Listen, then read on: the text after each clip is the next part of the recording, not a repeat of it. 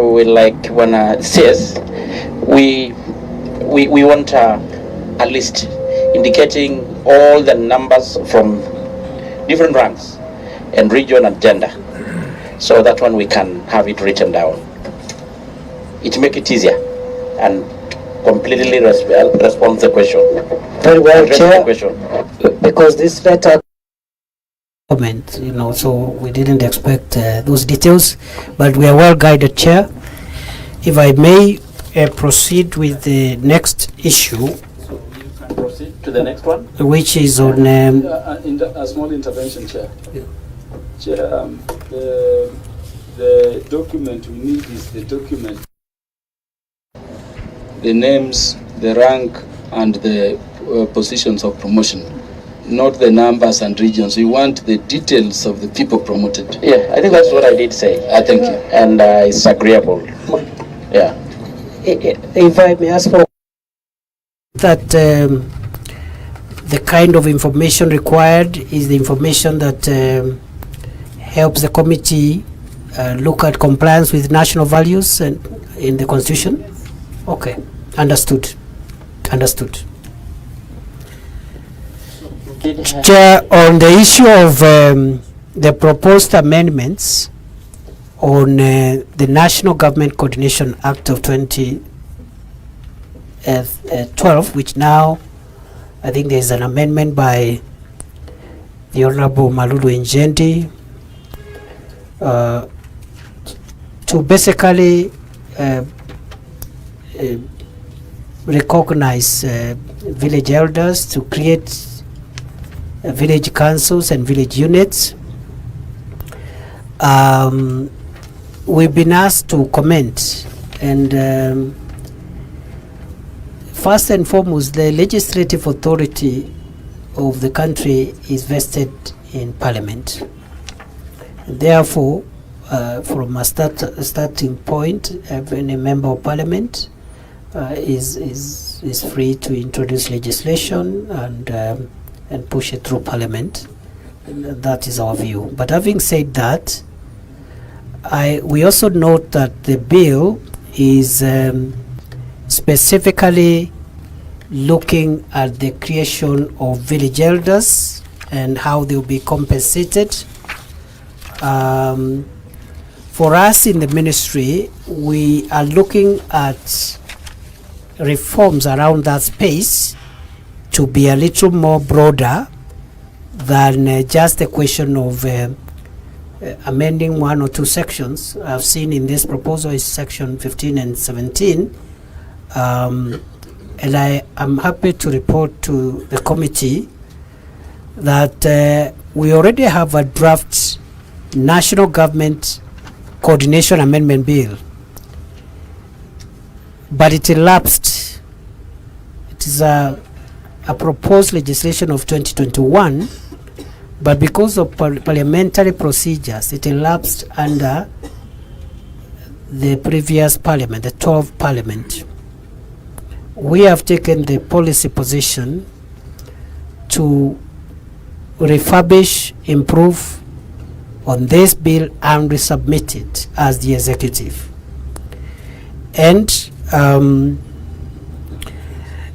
the issues that the member, the Honorable Malulu Njendi, seeks to introduce are covered in our proposed legislation, which we intend to take through Cabinet for introduction into Parliament. And therefore, without giving a lot of details, because we have not provided a copy of that proposed legislation, our view is that the broader amendments to the Act to improve on national government, the coordination of the functions of national governments in the grassroots, would be the proper place to place the proposed amendment by the Honorable Malulu Njendi, which in principle this administration is not opposed to. This administration is not opposed to the formal recognition of village elders in the structure of national government administration. Number 2, in any case, Chair, these village elders exist. The only problem is that they have not been recognized in law, and they do play a fundamental function in the governance of our country. Number 2, the government is not opposed to the compensation, in principle, to the compensation of village elders. And already as a ministry, there is a working party within the ministry in the State Department of Internal Security, which is working on the financial implications, so that by the time the legislation is brought, we have discussed with Treasury, we have discussed with other stakeholders, including SRC and everybody else, to make sure that the proposals that we bring are viable. But in principle, we believe village elders need to be compensated, and there is work in progress that is already underway. Therefore, our request, without prejudice to what I said at the beginning, which is that the legislative authority of the country, of the state, lies with Parliament, we would have recommended that the honorable member could consider standing down the very specific amendments that they seek to introduce and find a way of those amendments being incorporated into the broader amendment bill that the executive will be introducing to Parliament as soon as the cabinet gives the approval. Thank you. Then lastly, I think there was the item of Sondu. You can address the issue of Garzen. Yes, for the two issues around the missing persons, I think it's whereabouts of Mr. Isaac Robles Amani. The ID number has been given there, and Mr. Noor Mohammed Okomo, the ID number has been provided. At the moment, no report has been made at any police station in Kenya on this particular incident.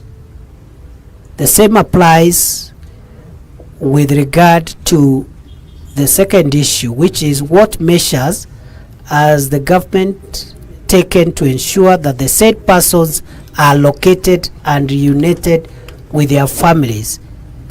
Again, no report has been made, and if a report has already been made, we would be happy if we could be provided with the OB number that will help us track the investigations and the status of the whereabouts of the said missing persons.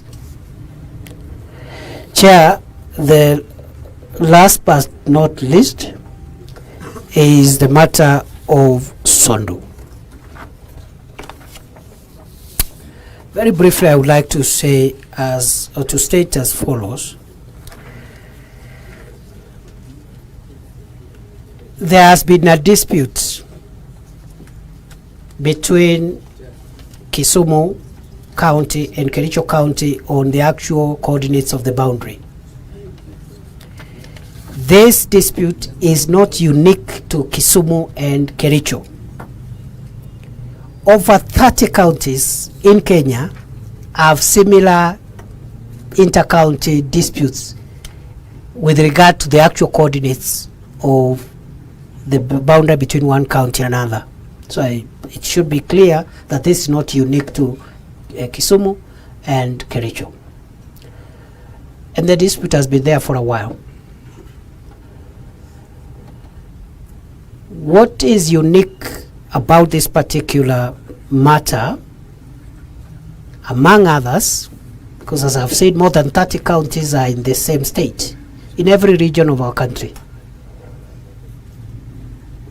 If it is Garissa, Isiolo Meru, Taita Taveta, Kajiado, Makueni, Taita Taveta, name it, Turkana, West Pokot, very common. But what is a bit unique is the sporadic violent criminal acts, murders, and destruction of property that has occasionally been witnessed in this area of Sondu by criminals purporting to be pursuing a boundary dispute. It is our considered view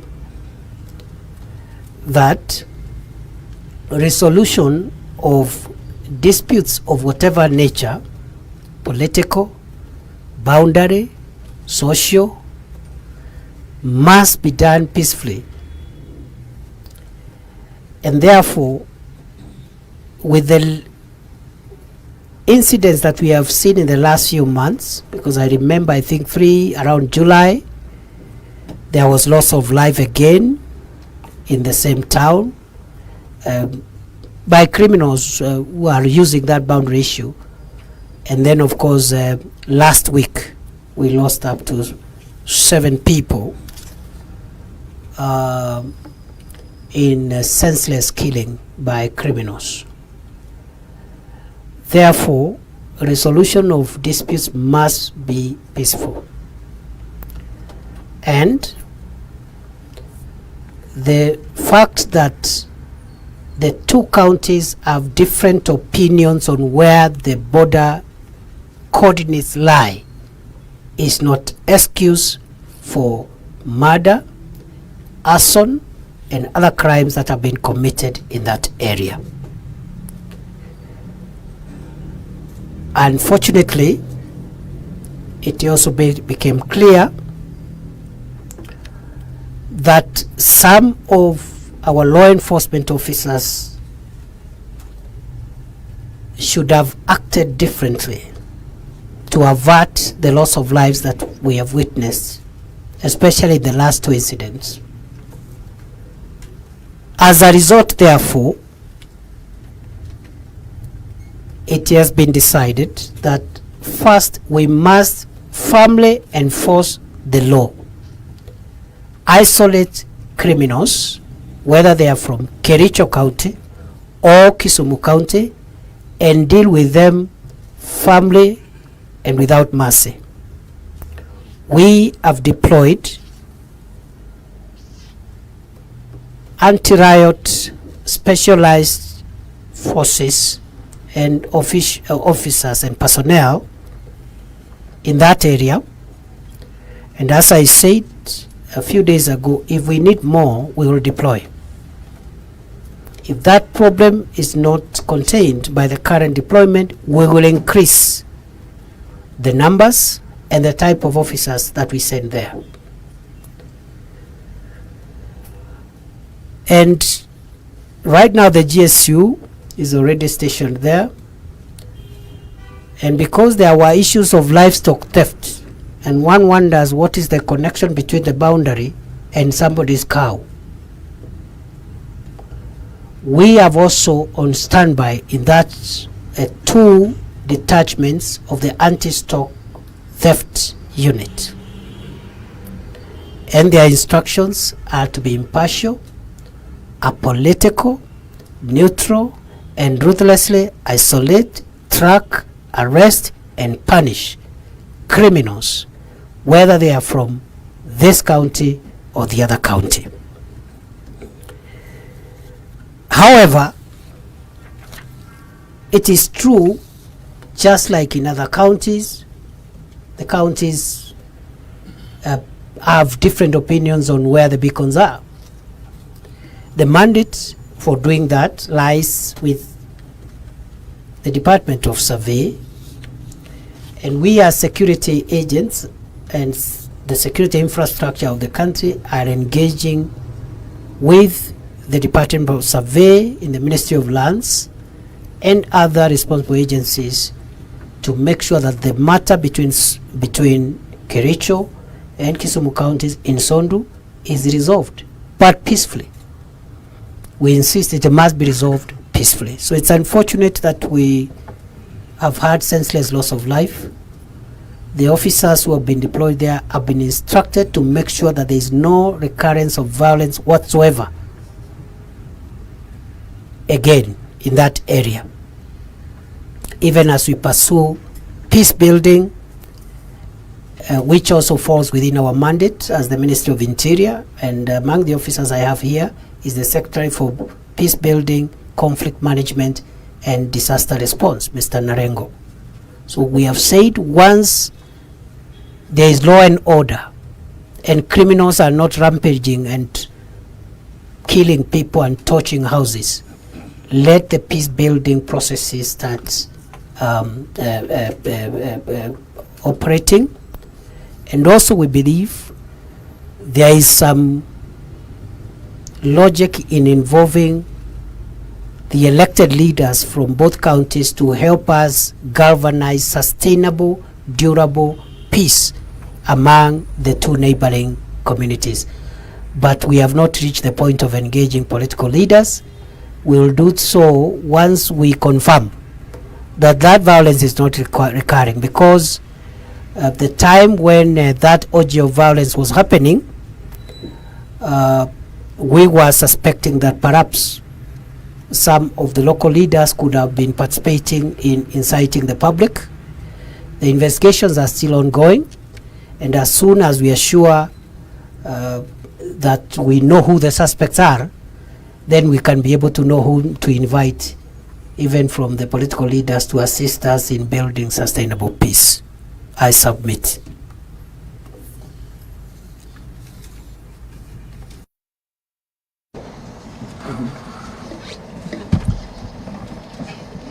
Maybe we can start by giving MP for Buru.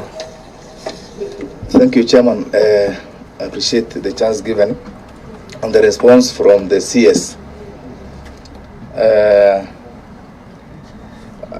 But I wish to differ with the response in the following manner.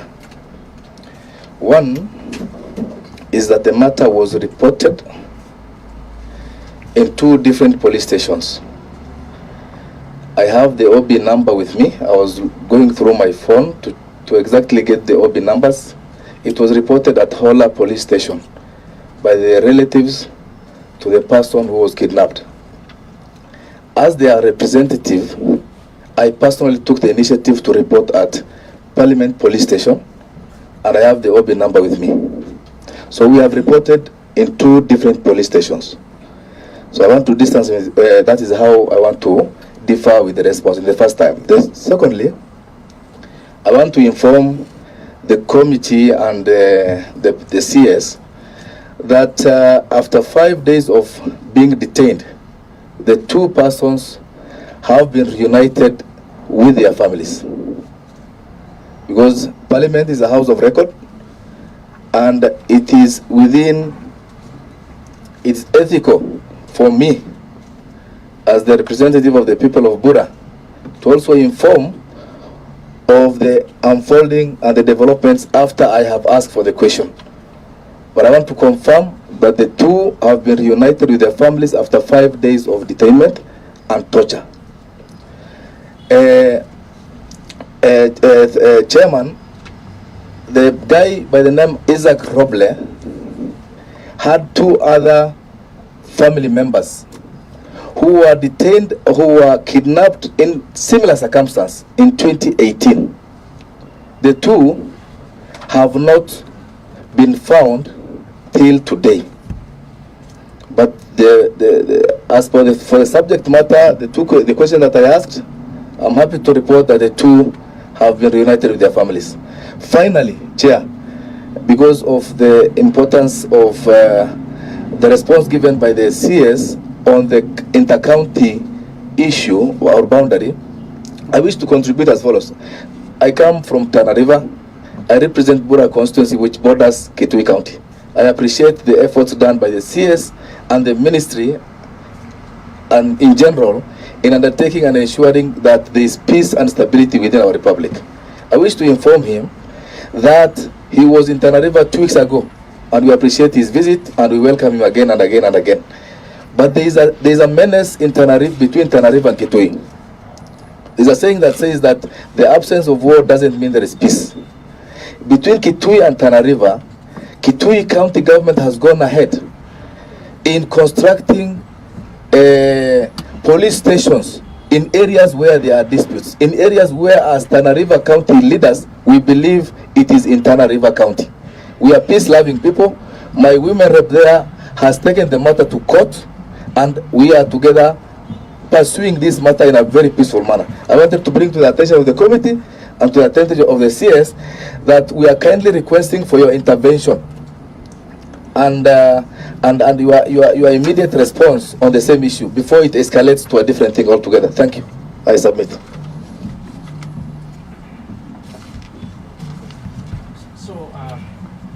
So we are happy for them. Thank you. Yeah, you say they have reconnected with their families. Yeah, that is our joy and happiness as well.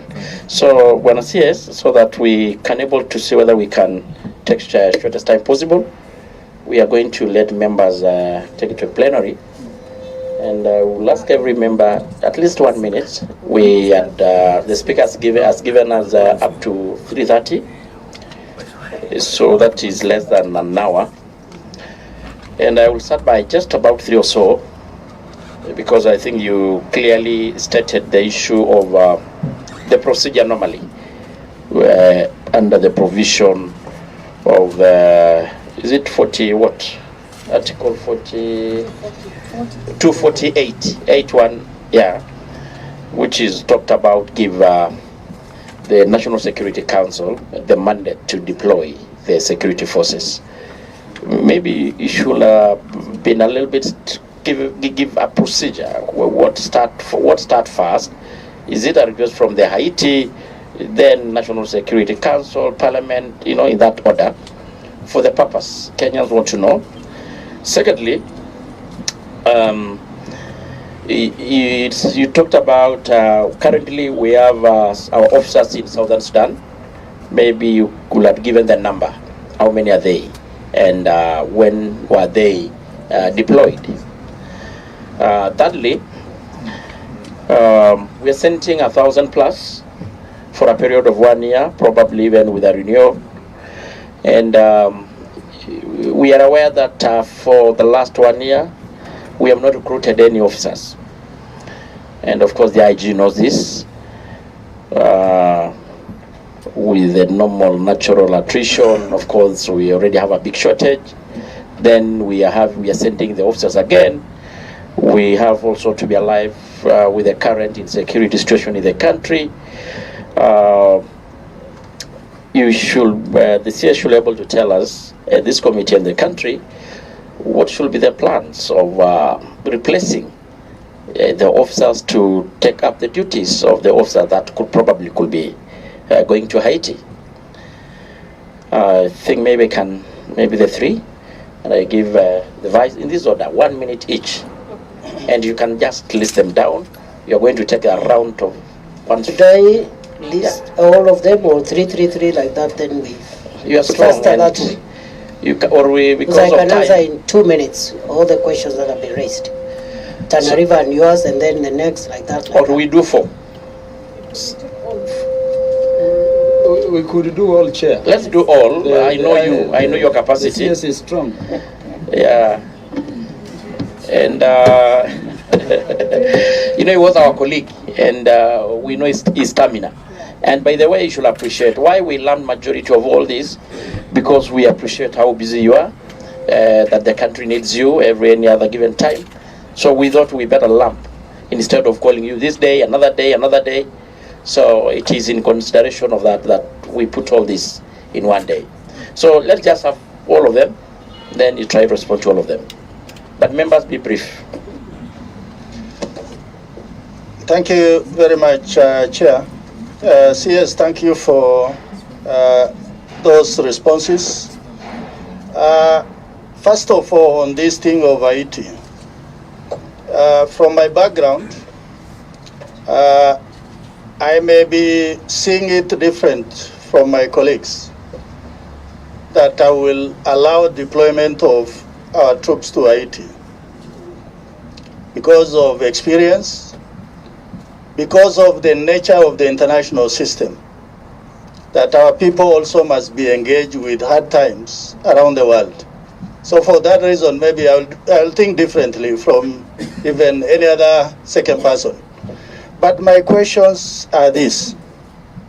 First of all, I see the potential of our troops deploying under Article 6, not really Article 7.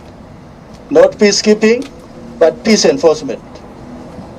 The question I have for you is that you sent an assessment team. What is their finding? What level of equipping do we require? So that as our troops engage in that mission, then we are not, the next report is that Kenyan casualties are being removed from the street of Haiti. What is it that we have been able to do to give Kenyans that reassurance which you attempted to do? The second question is on this issue of borders. I think the major problem of this country, one government to another, one generation to the other, it is the inability to solve the current problem. That problems are moved to the next generation or to the next government. The question, Waziri, I really want to put to you, why is it so hard that it is difficult to fix the problem of Isiolo and Garissa, or Tana River and Kitui, or even Kisumu and Kericho? Yet we have the maps, we have the survey. If maybe anyone thought that the survey of Kenya is biased, why don't you use the Kenya Defense Forces military survey that also is adequately equipped to give us precise situation to resolve these issues? Thirdly, the issue of promotion of the national police. I really also want to think differently from any other person. We want yourself and the IG to appear before us at a later date to actually walk us through how an individual is promoted from a constable to a corporal to a sergeant, all the way to SAIG, so that we can tell Kenyans that if a promotion load happens, then we can say, yes, there is fairness and the good procedure has been followed. Finally, our main question, or the bane of that question, is troops who are in hardship areas or in operational areas, where these askaris stay for 3 years, 4 years, some up to even 6, 7 years. How do we bring a stop to that? Thank you, Chair. Yeah, and I will ask members, if there is a question which has been asked by another colleague, let's not go there. But as I give to Fatuma, when Waziri, just list also down, you need to tell us probably maybe the retraining being considered to our police officers, of course, to the issue of language and whether the issue of terrain and all that. So, Fatuma? Thank you, Chair. I have my 3 questions, and I have 3 from Carol, but I promise to take 1.5 minutes in all. I hope that is okay. Thank you, Chair. Okay, I promise not to repeat. Waziri, thank you so much for shedding light on this issue. This issue, Bana Waziri, is an issue that is disturbing Kenyans for the past few weeks or months. Bana Waziri, you mentioned a lot of countries that we have gone for international peace mission. But this is a different peace mission altogether from how I see. This is a country that has assassinated 4 sitting presidents. This is a country that is led by gangs. This is a country that has not done elections from the year 2019 to date, postponing from one year to another. This is a country, today if you Google whether you can travel, you'll be told no, a big no. And we are taking our police officers to that country. Are we prepared as a country? What can we tell Kenyans, because they are extremely curious on this issue. They are wondering whether their loved ones will come back safe if they were to go. Waziri, my other question was on the fact finding. It has been asked. We would like to get a report on what it says. The other issue is on the issue of disappearance of the people, Kenyans. It's good that we have had Mheshimiwa from Burra, that his people were brought back. But there is a recent one in Ijara that 2 people disappeared, and up to today they have not been found. Waziri, we would like we would like you to broaden beyond that and see whether those people can be found.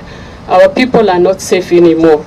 I remember in 2014, a relative of mine was disappeared, and up to date, he has not been found. And you can imagine when you have left kids and you have gone to work and you have not come back. And he left about 4 kids, and all those kids are grown up. When I hear disappearance, it really bothers me a lot. Those kids up to today are under the care of us, and you cannot imagine when I see those kids what I feel. So it's every right for kids to have their parents growing up. That is mine. For Ngelechei, she had asked about the ratio of police to the citizens. What is the required ratio? She also asked how do they have enough police to deploy to Haiti? Thank you, Chair. Very good. Quickly, 1 minute each. Let's not Chair. repeat any question that has been Chair, already I'm asked. not repeating, but my honorable member, as the Black Beauty, has requested that he ask instead of me because he has an issue in Parliament.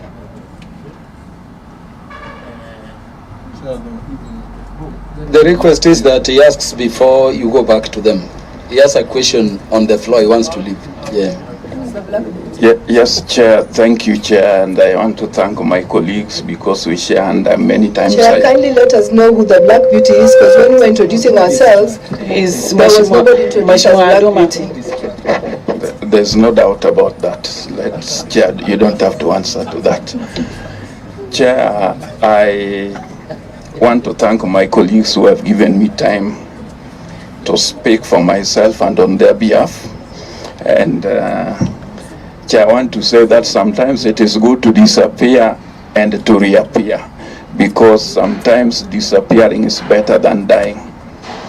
Chair, my issue as the member for Nyakach, which has been greatly affected, I want to thank the CS for what he has done, because I know he has made some effort to rest the situation, which was indeed getting out of hand. But I want to say that much still needs to be done, because I have a long list which, when convenient, I'll want to share with the CS about what has been happening in Nyakach. I have a long list because I've been keeping data of each and every event from 2013, and the list is very long, of the victims, what has happened since 2013. Chair, you know, in 2013, I've also got another list of, to date, if I include the people who died in the last 2 weeks, I have a list of 28 people who have lost their lives. And all these people who have lost their lives are just from one community, which means that it is not a conflict, but it is an attack by one community against the other. You realize all the people who have lost their deaths, Chair, among the 28 included both my parents. So apart from the loss of lives, Like in my situation, we also lost a lot of property which had been saved over the year because we lost our house and all the property. So I would want to say that this is not a conflict. It is an attack by one community, and I want to thank the CS because in the last incident he acted very fast to rest the situation. But even as late as on 4th, when we had the last attack, I realized that several people and all those houses were touched after the security apparatus had been brought to the ground. And Chair, what was most painful about it is that since I became the MP in 2013, we have the anti-stock theft unit at Kapsorok, where I had personally been paying from my pocket for their upkeep for the last 10 years, until when I got support from the ministry last year to put a place for them, houses for them, at a cost of around 15 million, which included contribution from the CDF committee. Chair, on the last attack where people were being killed, that was on 4th. Chair, there's a police station which I've put there using CDF funds, and policemen have been deployed, and these houses were being burnt barely 50 or 100 meters from the police station where police have been posted. So I trust that will bring it to an end, but there's a lot of fear because schools were affected. 7 schools which were closed were on one side of the border, which is on Nyakach. So it's not a conflict. There's no house which has been burnt on that other side. Chair, I also want to report to the CS that when we had the last incident, I was constrained with my counterpart, the honorable member for Sigowet. So in Sigowet, Justice Kimei, to traverse the area, we took risk, Chair, because we went to both sides of the border at night. And while we were on one side, I was told some students had been locked up in one of the schools. Chair, we had to go to that school to ensure that those students were safe, because those were just innocent pupils. So I believe this can be rested if we take a more proactive approach on the situation in Sondu, Chair, because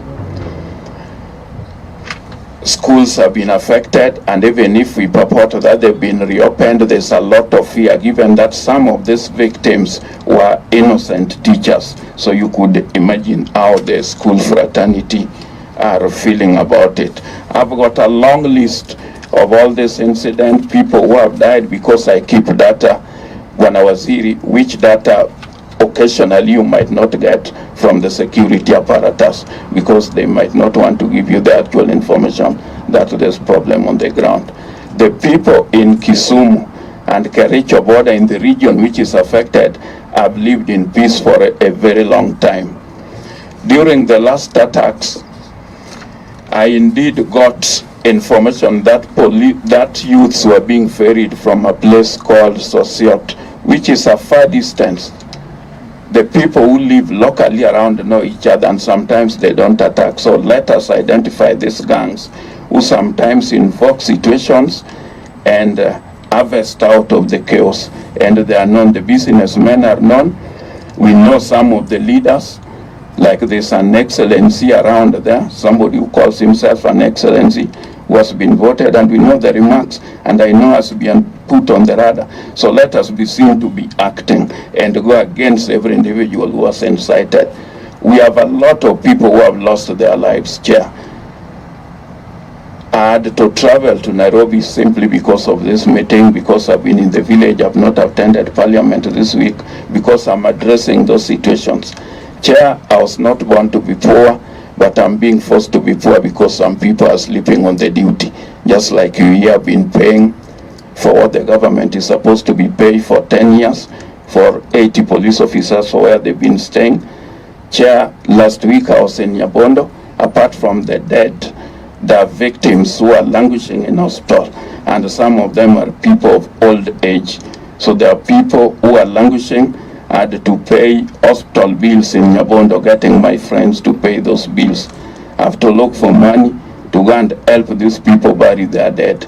People who are earning a living, some who are teachers, So I think we must look at it and address it firmly. Otherwise, it will go out of hand. And Chair, my concern about taking even our soldiers to Haiti was why take them when we have problems here, which you've not addressed. I would really be grateful to have even the IG visit to that area, because I've not had the IG make comment on that. I know Waziri has made efforts because police have a chain of command. If you have those who cannot act, then let us deal with them. Let us remove them from the area. Thank you, Chair. I want to rest it at that.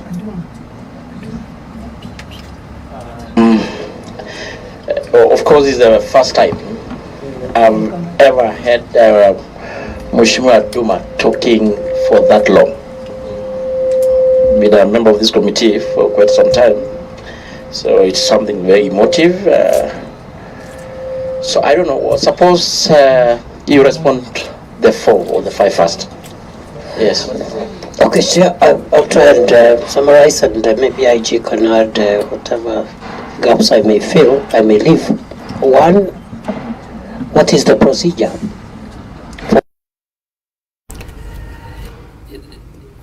You know, there is the international request and the local request.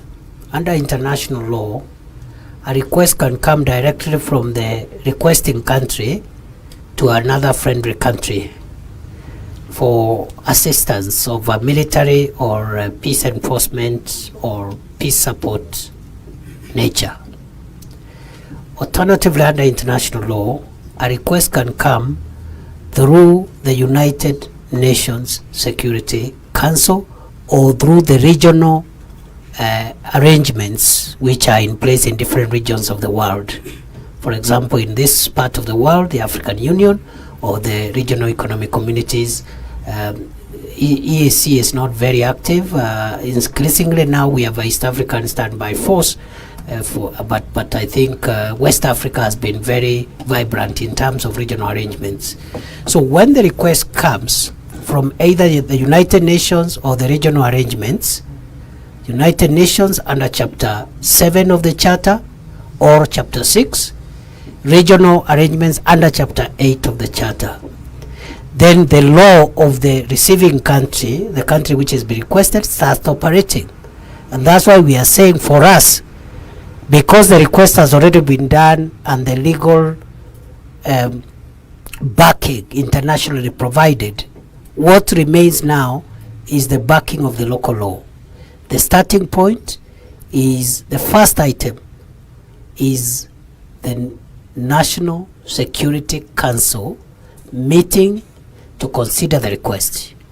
And what the steps we have taken therefore was first to send an assessment mission to travel to Haiti.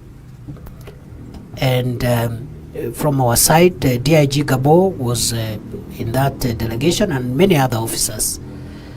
And that report, which has been submitted, is part of the support documents that will be provided to the Security Council, so that the National Security Council makes a decision that is informed not only by the request but also the fact-finding mission. So, Chair, it is a bit premature for now to generally discuss that report of the fact-finding mission, but I want to assure the committee that when the Security Council meets, and it should be very soon in the next few days, once it is convened by the chairperson, the transmittal letter to Parliament will include also as support material the report of the fact-finding mission. And from where we sit, government will not go ahead with the request if the assessment report is negative. It will be irresponsible, it will be unlawful, and therefore the assessment report generally has come in, it has said what we must do, but the viability of the mission has been affirmed. On the issue of and that includes the terrain issues, the gang issues that have been raised, etc., etc. Not the entire country is under gang control, and there are ways where that can be mitigated. The other point that may help may help the committee in its determination of the matters before it, is that it is not a Kenyan mission only. So there are many contributing countries, some of them from the Caribbean side, which is nearer Haiti, others from the African side, and other parts of the world. And each country is will be handling unique capabilities, and therefore the issue of terrain, language, etc. it's a multinational force. So we have some of the countries, for example, that have already pledged, include Burundi, which is a French-speaking country, and also a country that speaks French and also understands Swahili, which in fact all our officers understand. So there is a lot of dynamics around to make sure that the force has all the requirements before deployment. In terms of training, of course, there will be pre-deployment training, which should take care of basic language, basic cultural issues, and the issues of terrain which have been asked. Then the question of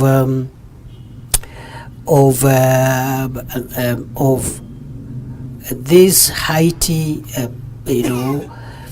Haiti is basically a nation of African descent people.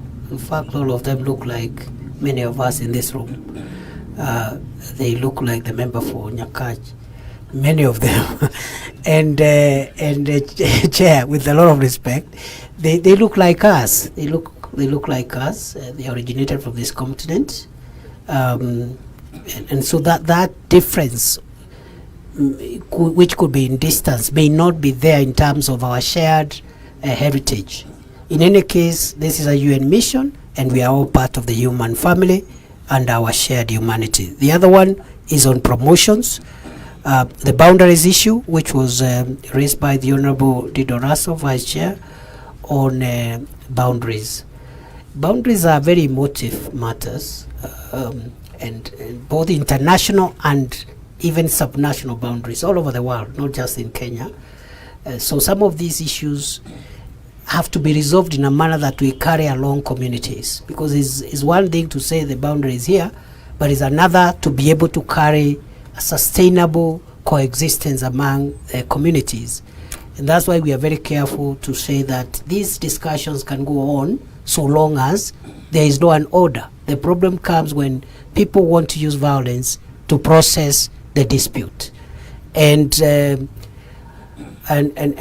therefore this is work in progress. And I would invite the committee to apply its mind on Article 188 of the Constitution on this issue of boundaries of one county and another. That provision, led carefully,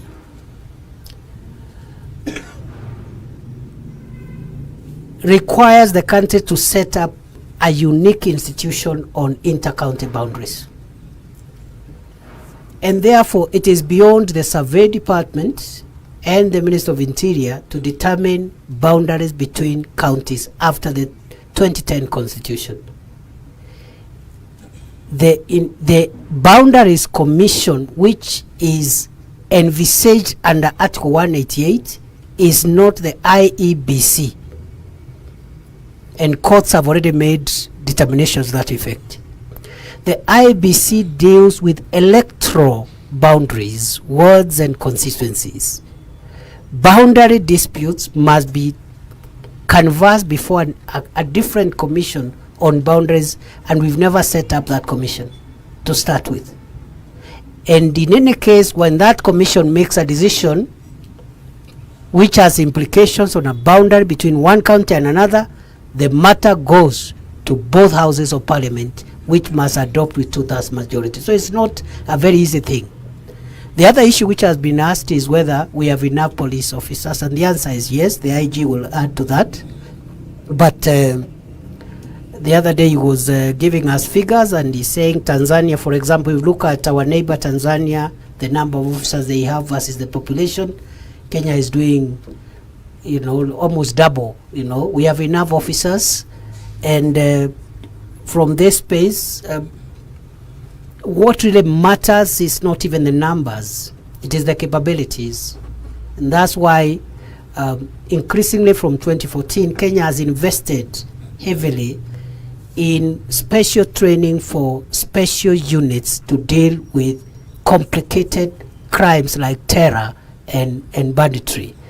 And therefore, it's not just about the numbers. It's not how many police officers you have. It is what capabilities they have. So we have enough officers. We have enough capabilities. I don't believe we will fail in Haiti. We have enough capabilities. The other thing, very rapidly, is on the issue of Sondu. I have listened to the Honorable Aduma with a lot of support for the sentiments, because what that region has gone through, that Sondu area, it should not happen. And I want to give my commitment and the commitment for all of us that we will make sure that we bring that to an end completely. Let me allow IG maybe to say one or two things, then we move to the next set of questions. Thank you, sir. Honorable Chair, honorable members, thank you most sincerely for inviting us to explain many of the issues regarding Haiti, because there has been a huge discussion about this deployment. Chair, I wanted to know how many police officers we have in Southern Sudan. They are 18. Much smaller number than what you are talking about here. 18 and discharging their mandate very well.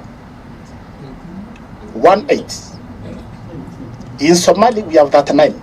As we are seated here, they're in Somali, working very well.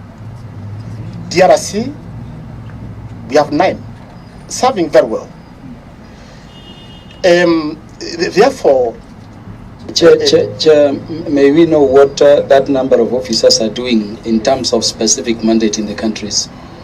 Because it will enable us decide whether we can send 1,000 to Haiti and for what. Thank you, Chair. Honorable Chair, honorable members, I would like to assure this committee and our people that we have a professional police service, officers who have capacity. Let's not doubt the capacity of your police officers. As stated by the CS, they have been out there in the world and they have done this country proud. Therefore, on behalf of the National Police Service, the message is, once we get to Haiti, we are going to do this country proud.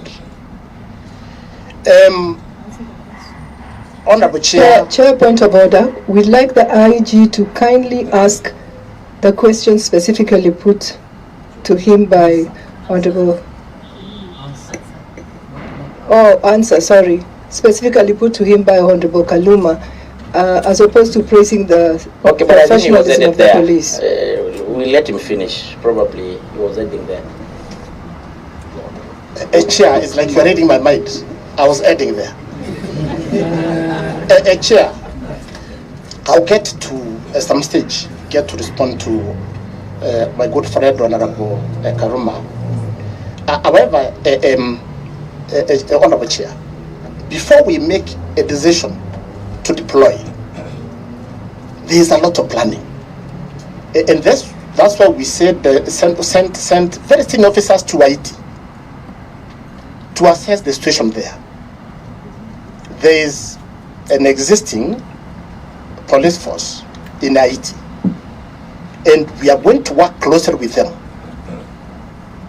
Also build their capacity. A lot of training issue came up. What we are doing at the moment is identifying the officers who will go to serve in this mission. and is very competitive. Officers and the NPS are very eager to go for this mission. It's competitive. Then, of course, they love to go through medical examination. Then thereafter, a training. Of course, that includes even the language, because the language spoken there is French. Therefore, they love to undergo some sessions on French language. Yes, also, as mentioned by the CS, we shall have other countries contributing troops. And I can imagine among the countries we're identifying to join us are those who can either speak French, some Swahili, French, and English. Therefore, in terms of communication, we don't anticipate any challenge. Very fast on regarding Honorable Fatuma's question. Any report made to us regarding any missing person is taken very seriously, and we get our best investigators to handle such a matter. Therefore, Mheshimiwa, I assure you, we are equal to the task.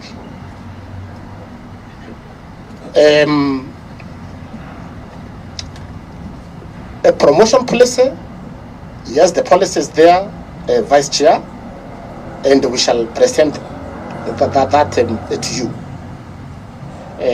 Otherwise, I think that is all. Thank you. Thank you, Chair. Just on the ratio of the police, Chair, the ratio of the police population, the recommendation is 1 to 450. Right now we are at almost 1 to 500. We have 106,000 police officers on a population of slightly over 50 million. I gave that example of our neighboring friendly country, Tanzania, with 65 million people, and they have 46,000 police officers. And going forward, because you talked about replacements and the fact that there was no recruitment, it is not the numbers that guarantee our national security, it's the capabilities. There's formed units that are helping us big time in the countering the threat of terror, are not those huge numbers that you may think about, but the work they're doing is incredible. They are doing incredible work, small formations, but highly trained, very expensive training that meets global standards. So it's very costly to train them. So even as a country, as a policy going forward, it's not just adding numbers. It should be the capabilities, the skills, the training, and the ability to deliver national security. Just quickly, before maybe, I think Kaluma was very specific. The 9 or the 10 or 18 officers in our neighboring countries, well, I'm sure they're not doing operation, maybe they're doing capacity building. You can just, in 1 minute. Thank you, Honorable Chair. Yes, we have trainers, we have advisors, police advisors, we have police mentors, and then also in some of the missions we have formed up units. That is the regiment. Thank you, Chair. So, members, I'm going to give Kaluma. Chair, did I understand the IG to be saying? Okay, when you get your chance, okay, you can maybe paraphrase again if you need more clarification. We have got less than 15 minutes. No. I think you had. So, Kaluma, then. We don't cut a short. Chair, I thank you. Chair, the last shot is when. So 1 minute each. Kaluma, 2, 1, all of you. Chair, I'll take 3 minutes. Of course, I know your issue of. Yes, Chair. Sorry. Chair, the relationship between the United States and Haiti is hostile because of their history. The history of slavery, the history of occupation, and the history of what is common knowledge that the US has been imposing governments on those people. I want therefore to ask, number one, why, I'm not discussing US. Yeah, this is common. You know the procedures, your high-ranking member? No, this is common information. Okay, just these are slaves from West Africa. Yeah, and the last state to occupy them was US. Yeah. Yes, so that makes me ask CS, why we had to allow the United States to be the nation to draw the request for resolution for Kenya to go there. Because the consequence of it is that our involvement is already being received by any reasonable person in Haiti with hostility. Number two, I wanted to have more details in terms of the other states joining us in this mission. Because the resolutions are specific to nations, and the one I saw merely on the media indicates that Kenya is going there, but it is a multinational. Which other states have confirmed involvement according to the records you have? And more particularly, within the Caribbean circuit, I would be very keen to know that. On that, number three, Chair, this resolution by the United Nations Security Council, now that you're already acting on it, you must be having a copy. And I think it could be confidential to some people, but not to this committee. I request, Chair, that this be placed before us so that it is clear to us the nature of the mandate we are going to engage in. But the last issue on Haiti, Chair, is that a reading of Article 240, sub-Article 8A of the Constitution speaks to forces. And forces among the security organs do not include the National Police Service. The forces are the armed forces, the Army, the Navy, and the KDF. So I wonder whether and how, the National Police Service becomes a force for purposes of deployment. But to conclude that, Honorable Chair, by indicating that in all these countries our police have been involved. They were under the old constitution when our police was a force. And that is why CS I was asking which years. All this you could deploy police then. The ones relating to South Sudan, Somalia and DRC, as the IG and yourself now confirm, are about technical support to a reciprocating state to help them properly establish their own police units, not to fight gangs as I saw in the resolution. And I think that distinction, Chair, should be clear. And I wanted to ask the CS to confirm, because 2-3 days ago, I saw a report like there is a court order or a court stay. Could you be aware of that court matter, if it exists, and what it is about? Chair, 30 seconds only. On Sondu, just a statement. CS have participated in burying a number of people killed at Sondu. During, you remember the infamous demonstrations, and even the ones who were killed on 4th. The interesting aspect is that the ones on 4th were being killed even when we were seated in Parliament, in broad daylight. They're being killed. And so I agree with you when you say these are criminals, these are gangs. I get concerned when you again draw inter-community conflict. The question I wanted to ask, this thing is happening in broad daylight. Do you have information on a single person among the attackers who has been arrested? And if so, what are they and what is being done? Chair, in terms of promotion and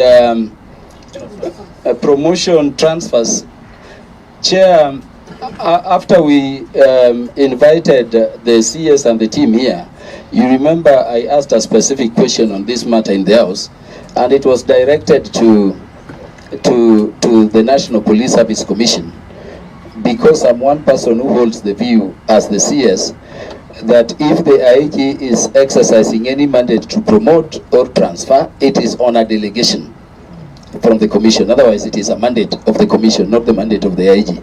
But Chair, would I request that that particular issue be dealt with in better detail when the question will be treated by the commission, if we can have the IG and even the team again, so that we resolve it at once. The reason as to why I was bringing it, Chair, and Honorable Kaunya is not going to ask questions.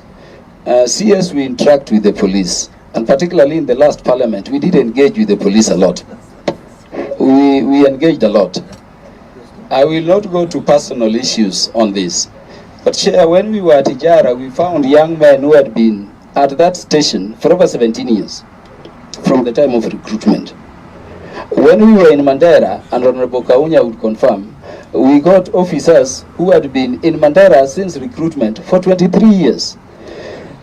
And they were raising this with us as concerns. How can you go somewhere and you remain there stuck completely? It is something we want to address, to be addressed substantively.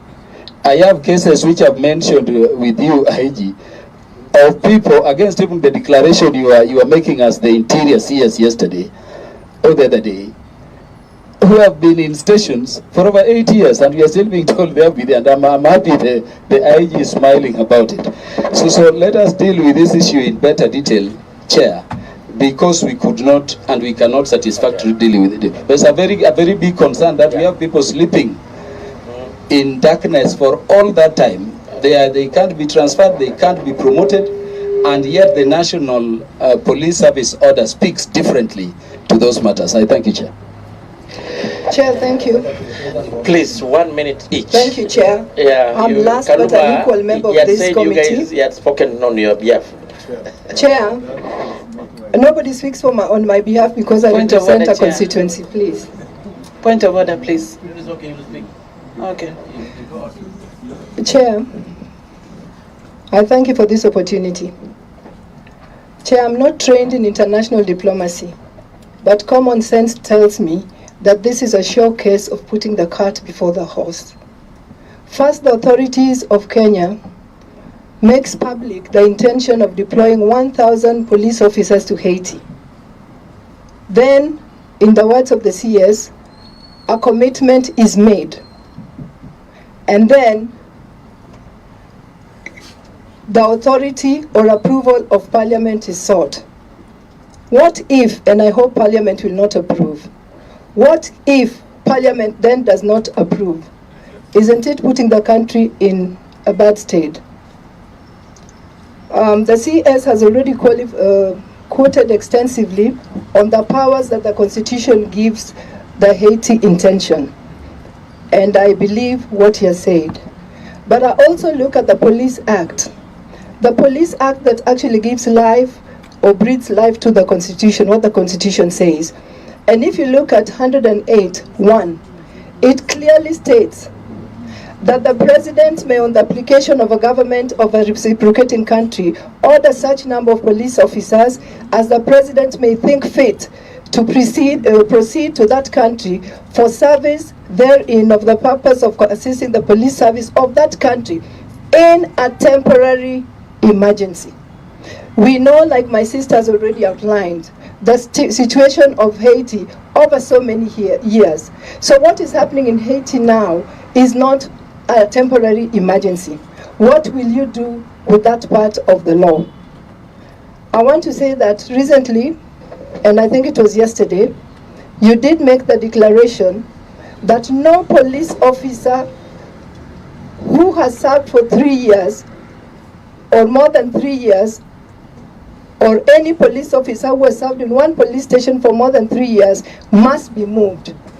When CS, I was a bit disappointed because I thought you'd go a bit further to say that must be moved, but in a totally different place.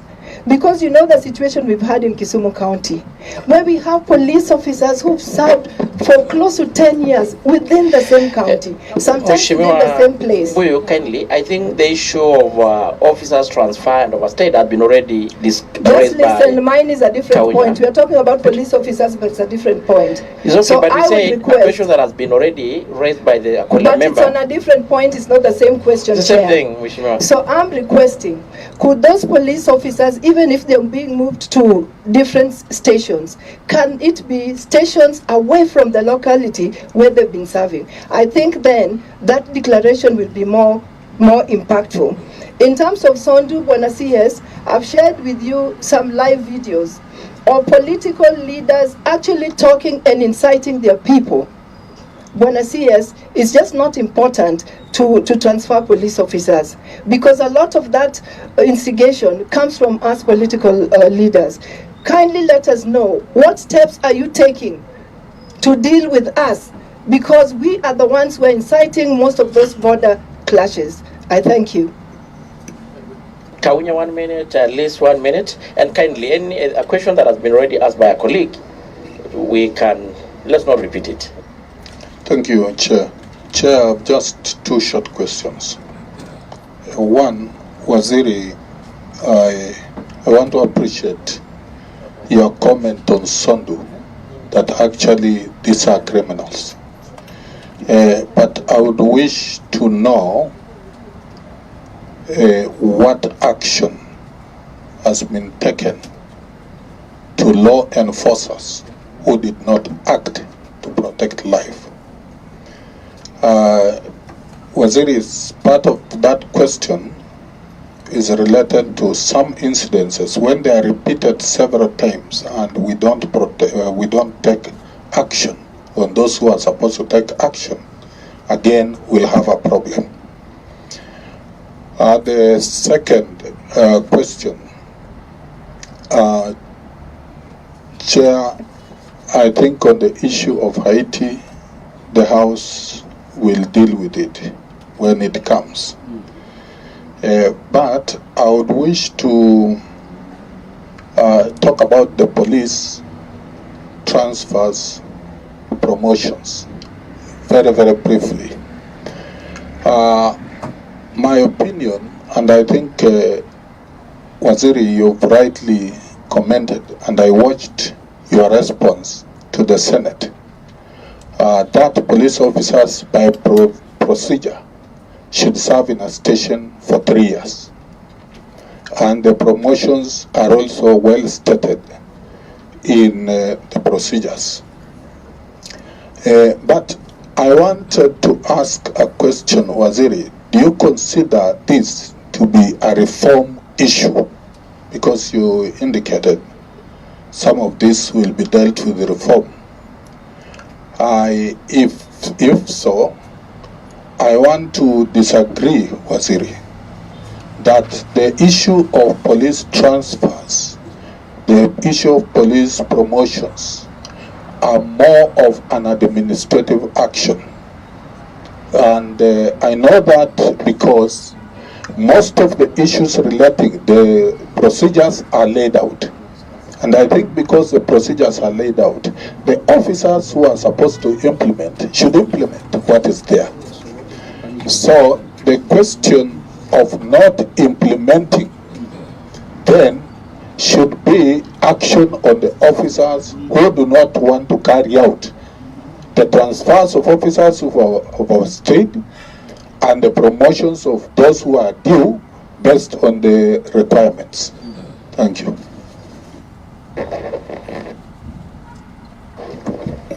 Thank you, Chair. My first question was about the approval, whether the deployment to Haiti was approved by the Security Council. But from your presentation, Mr. CS, it means the Security Council will wait for reports from those who are sent to assess the situation in Haiti. So we got that answer. There's this issue of Sondu and maybe Lamu. And I want to appreciate the CS, the security CS, for what you've been doing to address issues of conflict in our country. I want to really thank you for taking your steps to to restore order and peace in Sondo and maybe Lamu. Chair, it is still our request and it's our prayer, Chair, that as a committee that relates to the mandate of the CS, we also need to visit the affected places, the Lamu and the Sondo, to do. We don't need the approval for the CS. No, I'm telling you, I'm addressing this to you. I'm not requesting approval from this CS, but letting him know that we are deciding that we also move there as a committee to find out what is happening. I'm saying this, Mr. Chair, because the CS was saying it is not yet time for politicians actually to have any kind of investigation down there before they finish what they are doing. Remember, he mentioned about a commission that should investigate about the boundary issues. So that is the reason why I'm actually saying that before him. Chair, there is the issue of police officers in those local stations at the community level. I don't know whether you have reports that there are some police officers who are doing, who are actually doing some businesses while on duty. And there are those businesses that it is not allowed by the laws. So I don't know whether IG, you have reports of what is happening on the at the community level. This is infringing what we are supposed to do, especially when it comes to the issues of illicit brews. So I don't know whether you have, whether you have information of what they do, because they are expected to also restore peace and what pertains coexistence at the community level. Thank you, Chair. Thank you, Chair. May I first take this opportunity to appreciate what the CS has done to bring this country into normalcy, because what we are seeing is that unlike the time when he was when he assumed office, we can see a lot of difference in the country, in the country's security sector, because most of the places that used to experience insecurity is now secure, and we can comfortably go anywhere in this country without fear. And I'm sure I belong to one of the best committee in this country, because our CS is now rated as the best performing CS. I have 3 short questions. Number 1, about the Haiti issue. Our CS, Kenyans are a bit worried about the safe return of our sons and daughters, because we have seen so many countries have given out advisory, travel advisory, advising their people not to go to Haiti. So what assurance are you giving us that we are going to have safe return of our sons and daughters? And number 2, about the issue of disappearance. We have been experiencing these issues, and people have been coming back after 5-6 months while they are disabled. We have seen cases where a chief was taken off by non-security officials and back after 6 months while he's disabled. In my own constituency, right now, I personally, gave out a camel so that he can come back to normal, and he cannot even report to duty, and that's a chief, a government official. And if possible, I'm requesting for the government to compensate that chief. And number 3 is the issue of boundaries. We have this problem all over. I personally have problems like this: county, constituency, administrative boundaries, and maps are there all over. I'm sure most of these boundaries were following, community boundaries that were there during the colonial times, and that's how we are settled all over. If possible, the maps are there in Survey of Kenya. We need this issue to be solved once and for all, because it is really causing a lot of problems. It is really affecting the leadership, even to focus on development. Thank you, Mr. CS. Yeah, we are taking actually. Chairman, I'll be very brief. First of all, I want to commend the minister for the wonderful job he's doing. You are doing very well, and I'm happy myself as a person Secondly, I want to talk about the issue of Haiti. One, I think you are very clear today.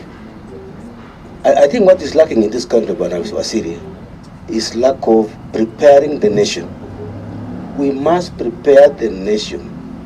We must talk to the nation, give them as much information as possible so that they can be able to understand and be with us. Because people are very worried out there.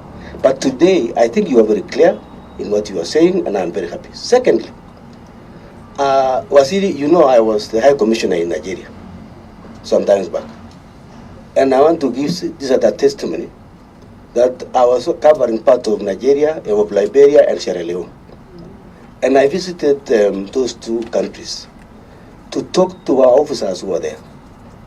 Wasiri, let us do these things right, and the country will go far in terms of the international relations.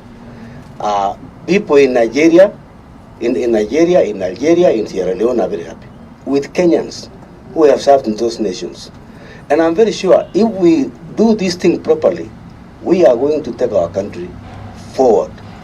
The only thing which I want to tell you, Wasiri, is that let us prepare our people here so that they can be able to be with you. Give as much information as possible. On the issue of Sondu Kericho, Wasiri, that business of insecurity should not be there.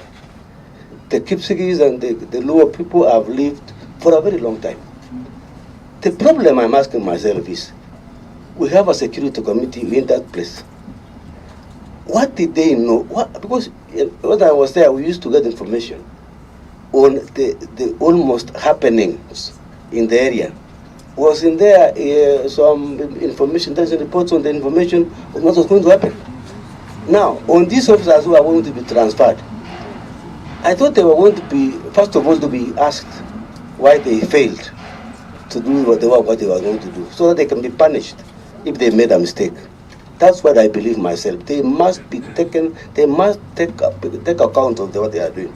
So, last, Waziri, I want us to address the issue of transfers in the local community. Mheshimiwa Jaluli has mentioned the issue of the security in the local centers. Waziri, the insecurity and the illegal brews we have in our areas, the bank business is done by officers who have stayed for a long time. Can we take audit? Can we take audit of officers in the entire country so that we know? But in my place, I have people who have stayed in a village for 10 years, and they are the leading businessmen in illegal brews. And chair, so I want us to look at the entire country, even apart from those areas. We look at the areas where we come from, do audit and know who has stayed for a long time, and they should be taken away to another place. Thank you, Chair. So back to you, Buenos Aires. Thank you, Chair and members.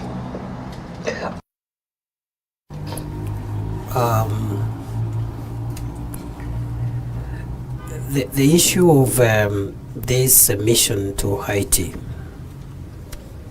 and maybe the starting point will be where the Honorable Esigay has left.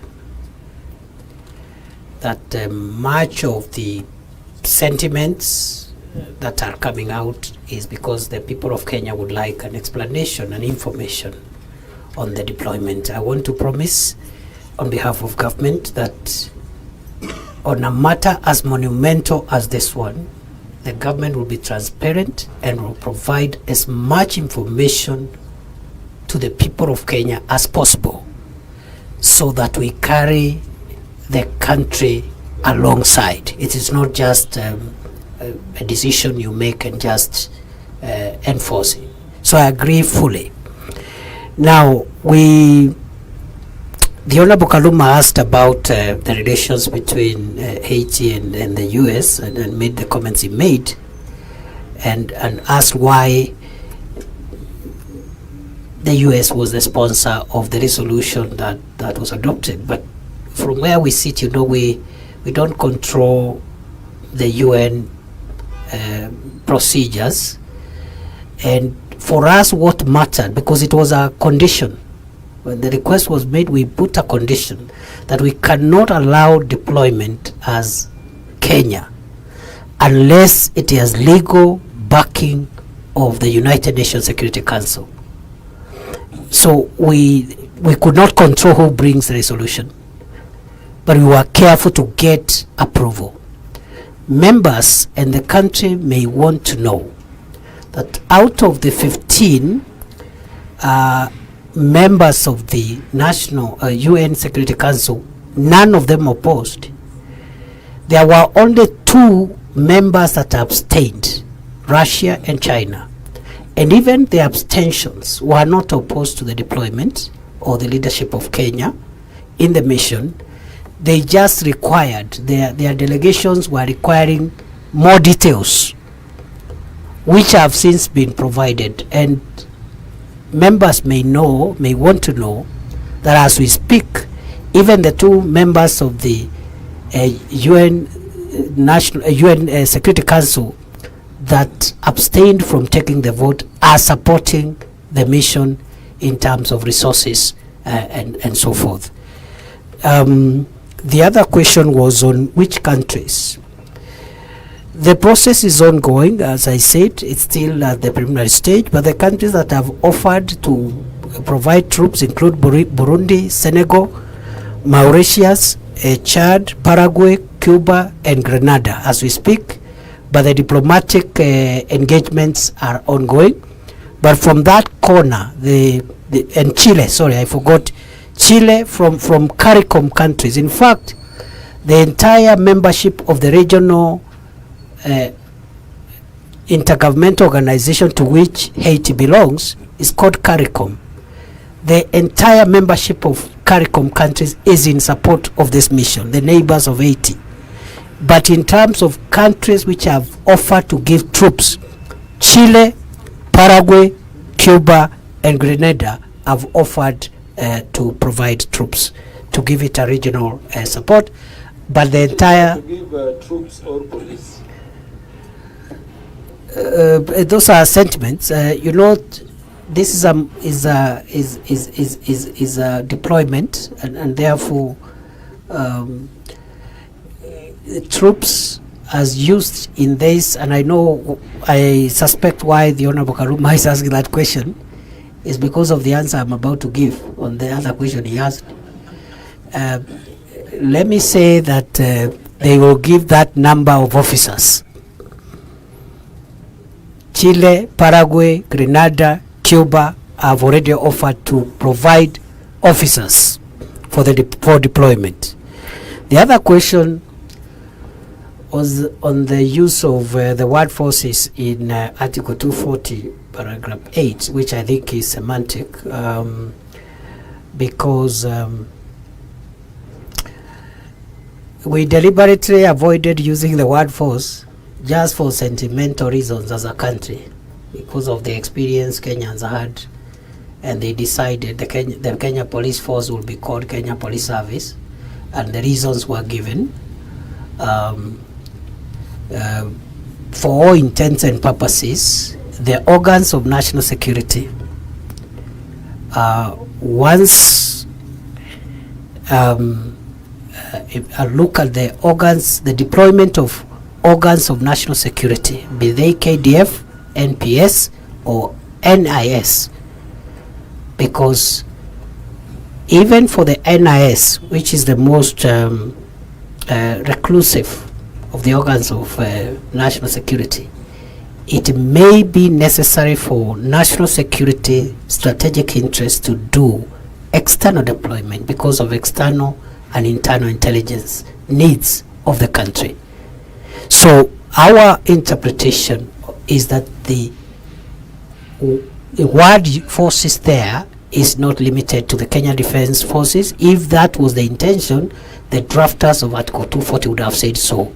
Number two, if it was not the intention, the definitional provisions of either that article or Article 260, which provides for the definitions of ambiguous terms, would have provided for the meaning of the word forces. But that is tautology. It's neither here nor there. The other question was about a court, whether there is a court order. Yes, there is a court order. The court order, in our view, does not address itself to the issue of deployment. Neither has it, or rather, the only issue that it addresses itself to is the issue of deployment. That before deployment is done, the matter in court should be heard and determined. That's it. It has not said nobody should talk about it. It has not said we should not prepare for it. It has not said we should not train. It has not said we should not request Parliament to consider and approve. It is just said before the deployment, the matter will have taken shape or something like that. Chair, I asked that question because of the sub judice rule. And so the question was, what is the case in court about, so that in a